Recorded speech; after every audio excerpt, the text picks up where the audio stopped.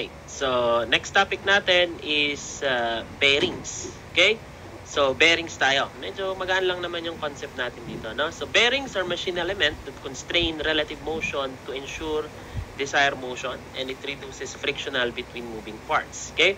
So normally, ang bearing na ginagamit natin ay sumusuporta sa shafting.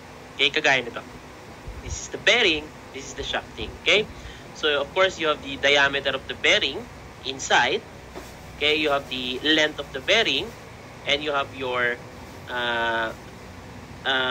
area kung saan lulubog, mayuyupi. Okay, kaya mayroon tayong term na bearing stress. Bearing stress is compressive. Since itong shaft na to may load, ang tendency itong portion na to, itong project natin is mako-compress, lulubog. Yun po yung tinatawag na bearing pressure or bearing stress, no? So from stress, force over resisting area, of course, your force is your bearing force. And resisting area, again, parang yung derivation natin sa pressure vessel, hindi natin ginamit yung kurba. Pre-project natin siya. So, naging rectangle yan having the dimension of diameter of the shaft po ang lulubog. And then, length, buong bearing, kaya length ng bearing. Diameter of shaft, length ng bearing. Natandaan natin, okay? Ang diameter ng shaft, comparably, mas maliit sa inside diameter ng bearing kasi may tinatawag na clearance. Ito po yun. That is called diametral clearance. CD. Diametral clearance. Tatandaan natin. Okay? Sige. So, isa pa. If you have a bearing, okay? So, ito yun. Nakapulupot sa shaft. In-exage ko lang po yung diameter ng shaft, ha? Pero hindi po ganyan ang clearance niyan. Okay?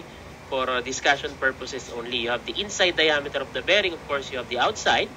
You have the thickness of the bearing.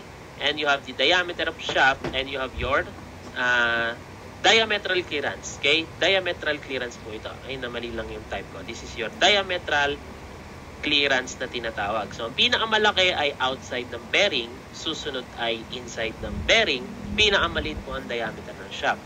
Pag walang binanggit na thickness, ibig sabihin, ang given na po ay outside or inside ng bearing pag walang sinabing thickness.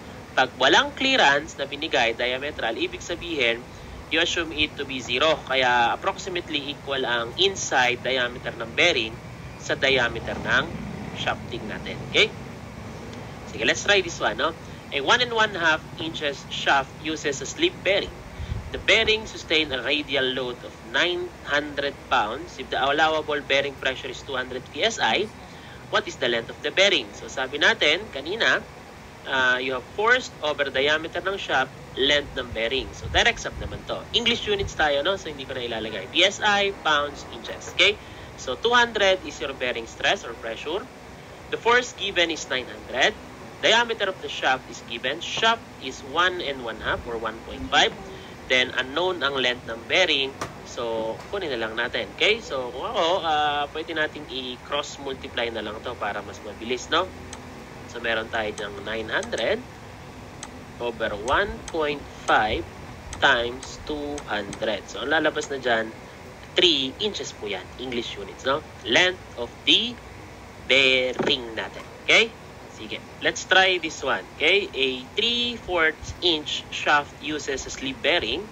The total load per bearing is 400 pounds. An L to D ratio of 2.5 is desired. What is the bearing pressure? Okay, formula muna tayo. Bearing pressure. By the way, sabi length over bearing diameter inside, pag walang sinabi, should be 2.5. And cross-multiply lang natin. So, the length of the bearing should be 2.5 the diameter of the bearing. Okay? Note, the diameter of shaft, alam natin, is inside of the bearing minus the diametral clearance. Since walang binigay na diametral clearance, meaning to say, equal ang ating diameter ng shaft sa inside diameter ng bearing. So, pwede rin natin gamitin na length ng bearing should be 2.5 times the diameter of the shaft.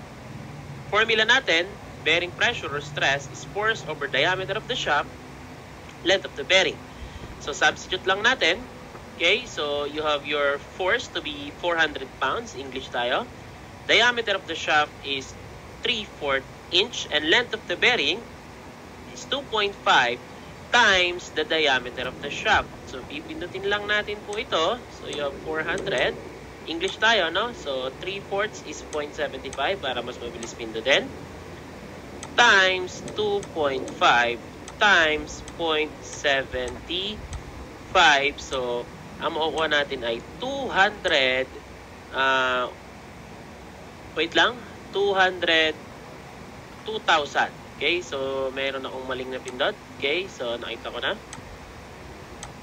Ito po ay 2.5, hindi 0.25. Okay, 2.5. So meron tayong 284.4 English units, kaya PSI yun. Okay? Sige.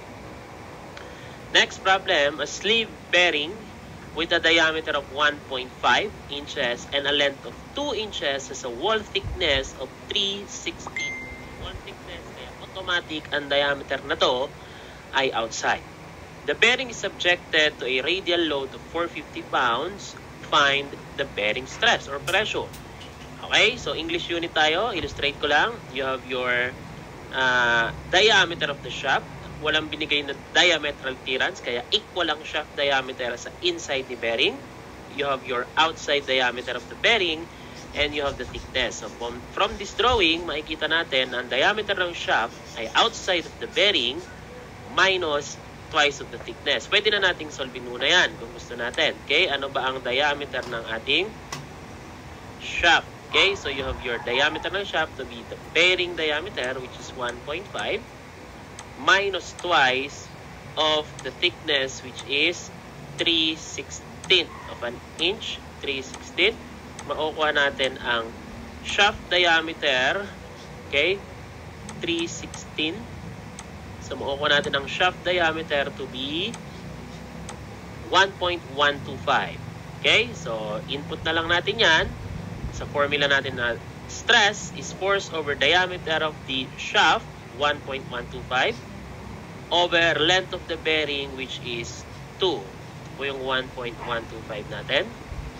Lipat ko na lang. Pindutin ulit natin ngayon. So you have the force, 450, over 1.125 to be the diameter of the shaft. And then the length of the bearing is 200 PSI ang ating makukuhang sagot. Okay? Sige.